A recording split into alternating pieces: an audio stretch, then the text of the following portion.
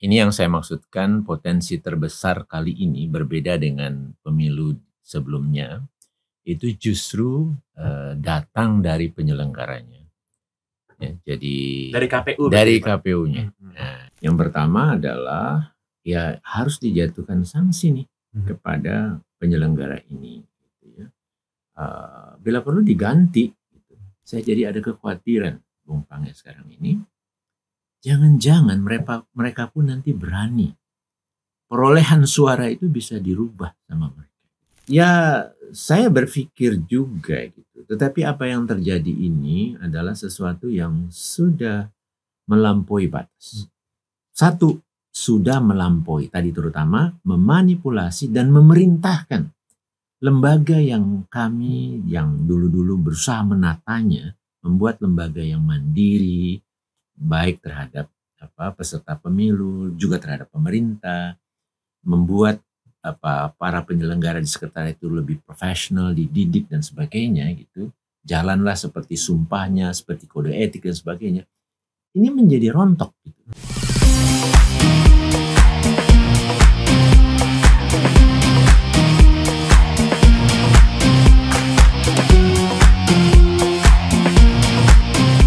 Halo, apa kabar semuanya? Saya Pangeran Syahan, jumpa kembali di Asumsi. Menjelang pemilu 2024, banyak pihak yang mengingatkan potensi terjadinya pemilu yang tidak adil, potensi terjadi kecurangan, dan juga bahkan intervensi oleh kekuasaan. Apakah benar demikian? Atau hanya sekedar ketakutan dan tidak beralasan? Kita akan membahas lebih jauh bersama dengan mantan Komisioner KPU dan juga Direktur Eksekutif Netgrid, Pak Hadar Nafis Gumai. Apa kabar, Pak Hadar? Terima kasih sudah hadir di Asumsi. Langsung aja, Pak. Saya mau nanya nih, Pak. Bener nggak sih kecurigaan, ketakutan, kecemasan bahwa pemilu kita mungkin saja berjalan dengan tidak adil dan mungkin saja ada kecurangan itu benar, Pak? Kalau bagi saya dan sejumlah teman yang mengikuti dengan dekat ya benar. Tetapi mungkin publik umum luas yang tidak terlalu mengikuti dan tidak detail melalui survei-survei publik ya mungkin belum kelihatan. Mereka masih kelihatan percaya dengan penyelenggara. Apa yang harus diperhatikan, Pak, yang harus dimonitor gitu oleh publik, oleh masyarakat terkait dengan potensi-potensi demikian? Ya, ini yang saya maksudkan potensi terbesar kali ini berbeda dengan pemilu sebelumnya, itu justru datang dari penyelenggaranya. Ya, jadi Dari KPU dari berarti, Pak? KPU-nya. Nah, jadi itu ya tentu kita perlu lihat ya lebih rinci gitu. Kalau lihat medsos-medsosnya sih seolah-olah keren ya. Itu banyak sekali gitu ya. Ada kegiatan, terutama rapat-rapat di hotel-hotel besar dan banyak yang dihadiri gitu ya. Tapi kalau dilihat isinya itu substansi pertemuan itu apa gitu, itu tidak terlalu kelihatan. Tetapi bahwa itu ada kesibukan dan sering ya seolah-olah bisa ditangkap ini beres-beres saja gitu kan gitu. Nah, tetapi kalau kita lihat misalnya lebih rinci, apakah memang mereka kerja betul-betul transparan dan accountable misalnya. Bahwa mereka membuka data hasil tahapan yang mereka kerjakan, oke. Tetapi kan di KPU ini dalam proses itu selalu agak panjang-panjang ya. Ada misalnya kita bicara pendaftaran calon misalnya. Ada pengumuman pendaftaran, ada mendaftar, ada verifikasi dokumen administrasi, habis itu ada faktual, habis itu ada perbaikan, terus sampai di ujungnya ditetapkan dan diumumkan. Nah, di ujung aja tuh. Gitu. Padahal ini data semua ada dan bergerak, diperbaiki atau tidak, memenuhi syarat atau tidak. Nah, itu tidak dibuka. Jadi menurut teman saya ini tidak transparan. Dan ini kelihatan sekali, hampir semua tahapan seperti itu. Nah, jadi seharusnya kita bertanya nih, apakah memang betul yang ditetapkan itu sesuai dengan peraturan perundangan, syarat-syaratnya? Kalau tidak, ya logis-logis saja kita bertanya. Karena saya punya contoh, misalnya pada tahapan verifikasi faktual khususnya partai politik peserta pemilu itu di tahun lalu ya, mulai di bulan Agustus sampai menjelang akhir tahun untuk ditetapkan. Itu nggak dibuka data-datanya, tetapi saya punya banyak bukti bahwa sebetulnya ada sejumlah partai politik tidak memenuhi syarat tapi ditetapkan sebagai peserta pemilu. Tidak memenuhi syarat apa? Banyak, terutama syarat yang memang paling berat adalah cukup mempunyai anggota di setiap kepengurusan kabupaten kota. Ya, itu yang paling berat karena persyaratannya setiap partai politik itu sekurang-kurangnya punya 1.000 anggota ya, atau 1/1000 anggota dari jumlah penduduk di kabupaten kota tersebut. Nah itu tidak mudah gitu terutama buat partai-partai politik baru. Tetapi apa yang terjadi? KPU itu menginstruksikan kepada KPU daerah, ini kan kerjaan KPU daerah ya di lapangannya, untuk merubah data itu sehingga memenuhi syaratnya. Kira-kira begitu. Dan ini kan sudah di luar peraturan, sudah melakukan tindakan yang manipulatif. Nah, jadi sampai selevel itu. Nah, demikian juga tahapan yang lain pada saat kemarin pencalonan bakal calon anggota DPR, DPRD, DPD, presiden dan wakil presiden. Apa iya bahwa memenuhi syarat semua sehingga diputuskan? Kita di luar akan sulit untuk memastikan itu karena data awal sub-sub tahapan itu tidak dibuka gitu. Nah, jadi menurut saya itu yang harus kita cermati gitu ya terhadap penyelenggara pemilu ini. Yang seharusnya mereka mau dong membuka itu semua. Karena kalau dibuka itu seharusnya kalau ada situasi yang mereka dimasalahkan, publik sudah memahami dan bahkan publik bisa membantu untuk mempertahankan gitu. Oh enggak, mereka udah benar. Tidak bisa mereka diprotes atau digugat. Ya digugat tentu boleh saja, tetapi tidak perlu ragu karena publik pun sudah melihat bahwa mereka sudah bekerja dengan benar, sesuai dengan aturan. Bekerja dengan adil. Misalnya ya, kira-kira begitu. Ya. Jadi melihat pola ini dari sejak awal gitu ya, saya jadi ada kekhawatiran Bung Pange sekarang ini, jangan-jangan mereka pun nanti berani. Perolehan suara itu bisa dirubah sama mereka. Mereka ini KPU maksudnya ya Pak? Tentu, kita bicara tentang KPU penyelenggara ya. Penyelenggara itu di dalam sistem kita ada 3. Satu adalah KPU sebagai pelaksana penyelenggaraan pemilunya. 2 Bawaslu sebagai pengawas dan pemroses pelanggaran yang terjadi. Ketiga adalah DKPP yang memproses kalau ada dugaan pelanggaran kode etik dari kedua penyelenggara. Sebenarnya sudah sangat lengkap dan seharusnya ini bisa menjadi penyelenggara yang sempurna menurut saya untuk memastikan pemilu kita itu berjalan dengan jujur, adil, demokratik dan seterusnya gitu. Tapi kita lihatlah gitu sekarang. Ketika kemarin acara pengambilan nomor urut ya di KPU itu 2 dari 3 paslon itu pidatonya itu menekankan soal pentingnya pemilu yang adil, yang fair gitu. Nah, dan banyak juga yang mengatakan bahwa jangan sampai ada intervensi kekuasaan. Tadi Pak Hadar bilang potensi terbesar terjadi di penyelenggaranya. Ya, agak menonjol untuk pemilu sekarang. Agak menonjol. Jadi apakah kalau kita mau mengkaitkan Pak ya, mungkin ada intervensi kekuasaan, Pak Hadar bilang ini lewat KPU, jadi memang masuknya lewat KPU gitu Pak? Ya. Jadi saya juga mau berkomentar tentang waktu kemarin penarikan undian nomor pasangan calon kan, itu pun jadi catatan saya, menarik.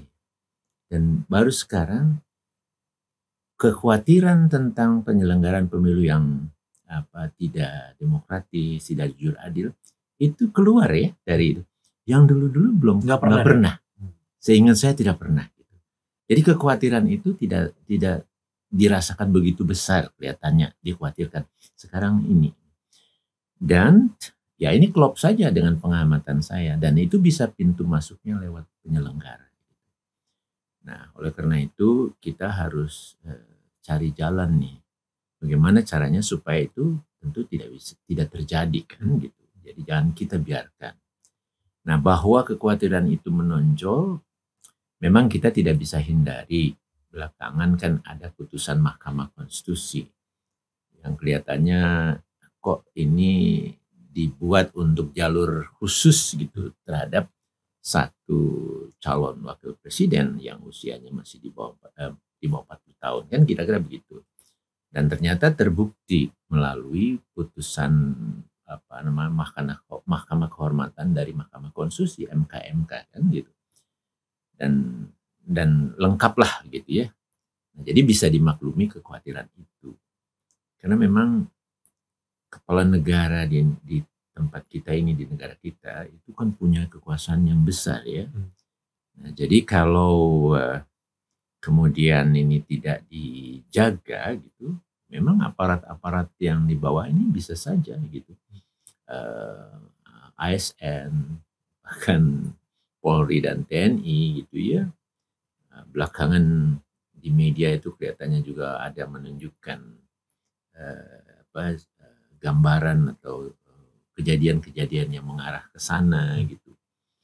Nah, oleh karena itu saya termasuk yang sangat khawatir, dan makanya saya sedang terus mencari jalan bagaimana caranya untuk bisa menyetop ini. Jadi kita bisa punya tetap pemilu yang bisa terselenggara dengan jujur adil, dengan damai, bersih, demokratis. Siapapun pemenangnya, kira-kira begitu. Yang penting itu adalah pilihan murni ya dari para warga pemilih. Kira-kira. Dari pengalaman Bapak dulu ketika menjadi komisioner KPU, waktu itu praktek-praktek seperti apa ini yang ngaco ini Pak ya, kecurangan atau apapun itu yang Bapak temui gitu dalam proses penyelenggaraan pemilu? Karena waktu itu kan pasti Pak Hadar lihat dari dekat banget gitu. Ya, mungkin nanti dibilang saya ini agak subjektif gitu ya. Sebenarnya pengalaman di masa saya itu justru bukan di wilayah penyelenggaranya. Walaupun saya bisa katakan juga tentu ada, tetapi itu hanya kasus-kasus saya melihatnya gitu. Pelanggaran-pelanggaran itu justru lebih terjadi dari para pesertanya. Nah, kalau dari penyelenggaranya adalah di daerah-daerah yang agak pelosok begitu, yang memang tidak mudah kita semua mengontrolnya. Misalnya tentang kotak suara yang kemudian hilang gitu ya di Papua waktu itu gitu ya. Udah berapa lama ternyata ketemu di satu tempat gitu di kloset ya, dan itu sudah berantakan misalnya gitu ya. Jadi relatively itu kasus-kasus dan tidak banyak, dan itu bisa dikoreksi gitu ya. Tetapi yang lain adalah tentang money politics ya, vote buying ya, kira-kira begitu. Itu yang cukup banyak terjadi ya. Atau daftar pemilih yang diduga tidak cukup akurat misalnya gitu ya. Tetapi tidak besar amat ya, kira-kira begitu. Juga saya bisa tambahkan ada ya ASN yang terlibat begitu ya, yang menggiring atau meminta masyarakat atau orang di kantornya untuk memilih gitu ya. Jadi dia kampanye lah, kira-kira begitu. Jadi kurang lebih hal-hal seperti itu. Jadi tidak terlalu banyak. Yang sekarang ini saya khawatir bisa menjadi banyak. Walaupun kita masih harus tunggu ya, pastinya akan seperti apa. Iya, ini mengkhawatirkan ya Pak, karena kalau misalnya ada pertandingan gitu ya, ada kontes, kalau pesertanya mungkin yang mencoba-coba bermain yang nggak adil gitu, tuh ya saya rasa kan menghalalkan segala jalan untuk menang. Dan disitulah sebenarnya tugasnya regulator, tugasnya penyelenggara gitu kan, untuk jadi wasit. Nah, tapi kalau tadi Pak Hadar bilang, ini mungkin wasitnya aja nih yang bahkan bisa jadi goyang-goyang nih, kan itu jadi harapan kita tuh gimana Pak? Maksudnya kalau Pak Hadar aja, dan saya yakin bukan cuma Pak Hadar aja yang punya Ya. concern ini gitu, masyarakat banyak juga. Hmm. Kalau sampai kita melihat bahwa ini kayaknya potensi ngaconya gede nih. Hmm. Jadi apa yang bisa kita harapkan dari beberapa bulan ke depan ini sampai nanti masuk ke pemilu, Pak? Ya tentu harus ada upaya-upaya yang nyata untuk merapihkan ini, ya gitu. Masih bisa Pak dilakukan? Saya kira masih bisa, ya gitu.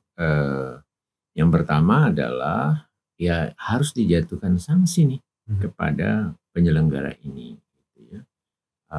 Bila perlu diganti. Gitu. Nah, dengan demikian kita akan mendapatkan penyelenggara yang kemudian kita masih punya ada harapan, gitu.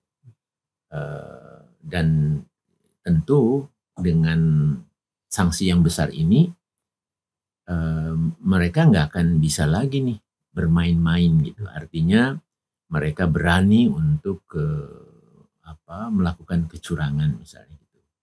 Nah, jadi itu salah satunya ya. Yang lain adalah kita ini harus lebih aktif meneriakkan, mengawal ini gitu, memberitakan dengan harapan nanti ya mereka juga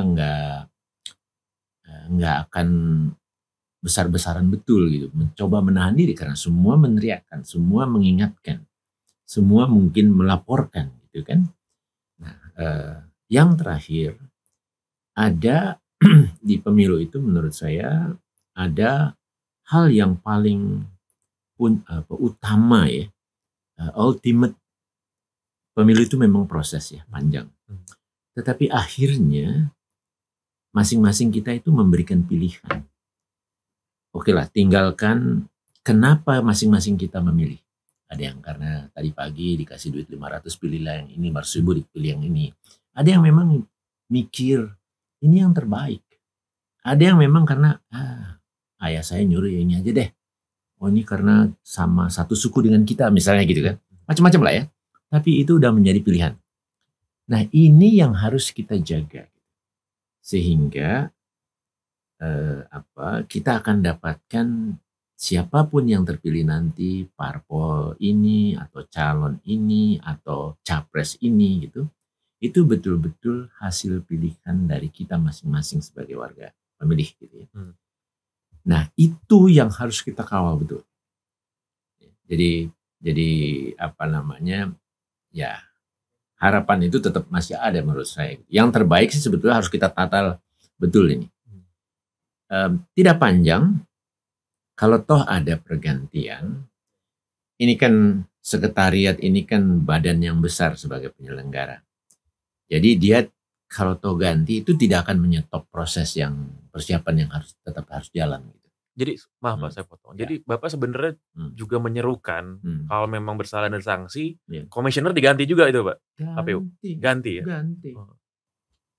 Nih ya Bu Mange ya, mereka itu pada saat verifikasi aktual partai politik ya, ini yang di akhir tahun lalu ya, itu memerintahkan kepada seluruh jajaran di daerah untuk selamatkan partai politik ini.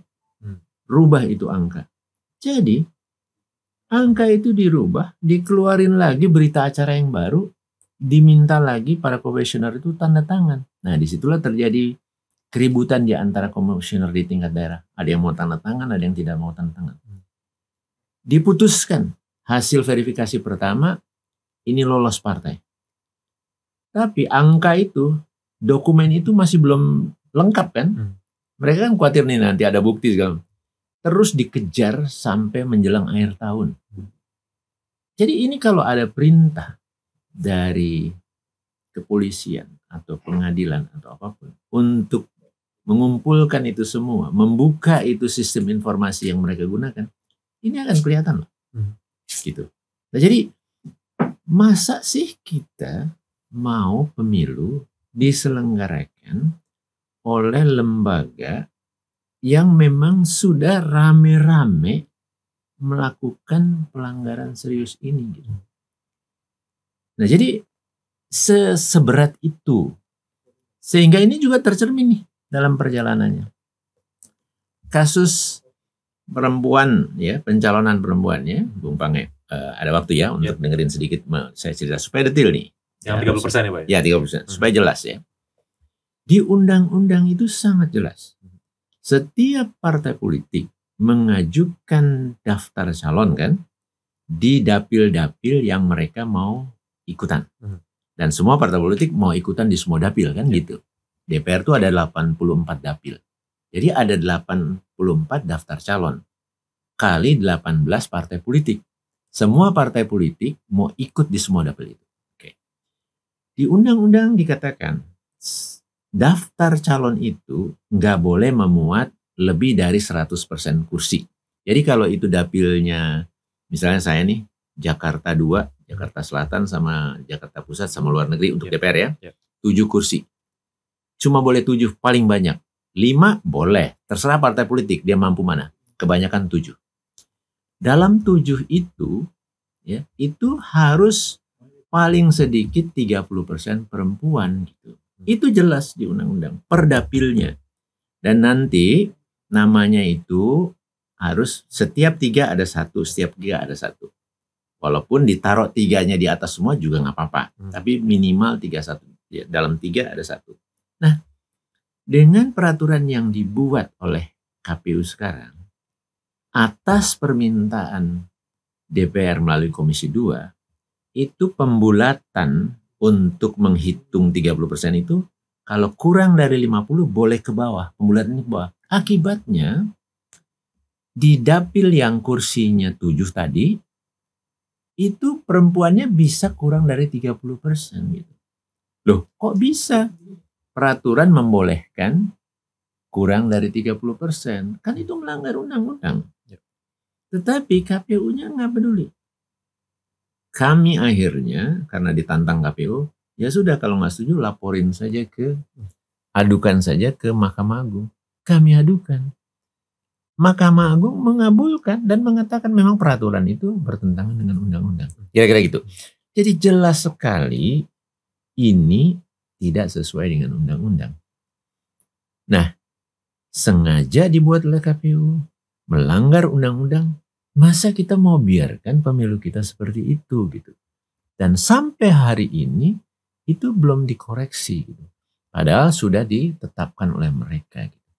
Akibat ini hampir 8.000 perempuan kehilangan haknya untuk bisa dicalonkan.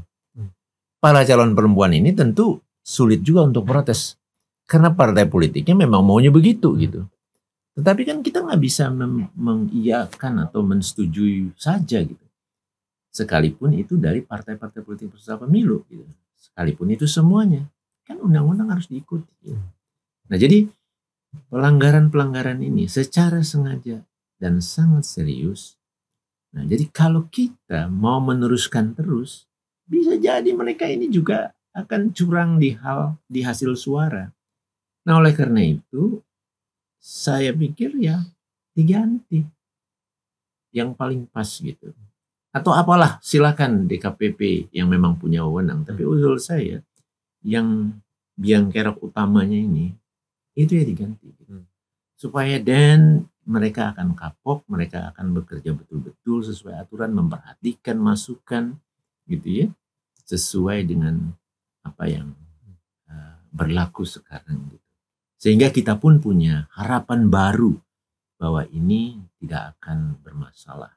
Bahwa nanti kita bisa percaya legitimasi hasil pemilu akan terbentuk. Pemerintahan nantinya akan lebih stabil.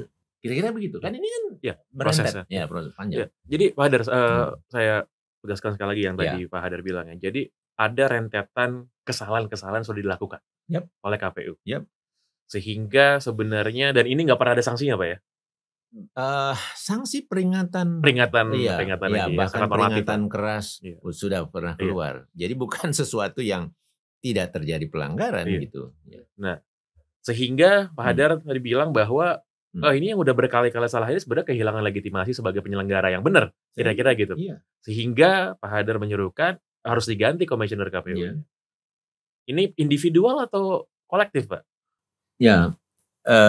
Karena kebijakan-kebijakan mereka itu sebetulnya adalah kolektif ya. Jadi kalau toh mereka tidak hadir atau apapun, itu seharusnya harus ikut juga bertanggung jawab, ya kan gitu. Walaupun dalam proses didetailkan kita seharusnya bisa tahu. Di dalam itu kan ada pembagian tugas, divisi teknis, divisi hukum, divisi logistik dan sebagainya. Jadi dialah yang lebih bertanggung jawab untuk mempersiapkan ini. Tetapi yang lain itu harus tahu juga dan keputusan itu harus diambil bersama gitu ya. Jadi sebetulnya tanggung jawabnya semua. Namun demikian, misalnya ini kan di tangan DKPP ya. Ya DKPP itulah yang harus mencari tahu, mendetailkan gitu. Ini sebetulnya siapa sih biangnya gitu. Itu harus gitu dicari gitu. Kalau kita tidak mau membongkar atau mengganti semuanya, karena tetap aja kalau kita rincikan ya adalah yang paling dominan gitu. Yang paling ngotot, yang paling di dalam diskusinya dia sebetulnya menolak dan dia tidak mau, tapi akhirnya ya karena semua memutuskan dia harus ikut gitu ya. Itu kan rekor-rekor itu seharusnya bisa digali sehingga akhirnya ini atau ini saja yang memang paling bermasalah gitu. Jadi itu bisa gitu. Jadi kalau selintas memang ya semua gitu. Tetapi itu tugasnya Dewan Kehormatan Penyelenggara Pemilu untuk memimpin yang mana ini sebetulnya yang bikin masalah, yang punya persoalan sehingga ini terjadi gitu. Dan seperti tadi Pak Haidar bilang, seandainya pun diganti, kita ini kurang dari 3 bulan sebelum pemilu diselenggarakan, nggak ada masalah Pak ya? Menurut saya tidak, karena proses penggantian itu sudah ada gitu. Cadangan itu juga sudah ada gitu. Dan kalau toh semua, tidak artinya penyelenggara ini berhenti kerjanya. Karena dia ada sekretariat yang besar, yang diisi oleh orang-orang yang sudah berulang kali menyelenggarakan pemilu dan proses itu tetap bisa berjalan sekalipun tidak ada komisionernya gitu, karena itu akan diambil alih oleh sekjennya misalnya gitu. Nah jadi ini ada mekanisme yang bisa tetap memastikan berjalan, walaupun ya kalau udah tinggal sedikit memang akan sulit sekali ya, bicara itu misalnya. Tetapi kan ini peringatan yang sudah terus menerus dan sudah kami upayakan berbulan-bulan yang lalu gitu. Nah, jadi jangan juga ini kemudian kita jadikan excuse gitu. Ini justru akan bikin berantakan. Ya enggak lah gitu. Ini justru akan mengacaukan lebih jauh. Ya enggak lah. Coba bisa dilihat ya, kalau melihat itu gelas gitu ada airnya. Dan ini masih kurang segini atau dia ini gitu kan. Jadi sisi lain itu harus mampu kita lihat. Dan saya lebih yakin justru sisi lain itulah yang akan bisa membenahi gitu. Menyelamatkan kerusakan yang semakin kelihatan di ujung sana gitu loh. Nah, jadi kalau saya malah tetap lebih yakin pembenahan ini harus dilakukan. Karena ini sudah menjadi hal yang sangat serius. Gitu.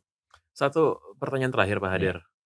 Bapak kan sebagai mantan komisioner KPU, ngomongin KPU yang sekarang, gitu kan, saya yakin pasti akan ada orang nanti yang bilang bahwa ini mah membuka borok rumah sendiri. Emangnya dulu waktu jadi komisioner nggak ada salahnya gitu Pak. Ya. Gimana Pak komentarnya Pak? Ya saya berpikir juga gitu. Tetapi apa yang terjadi ini adalah sesuatu yang sudah melampaui batas.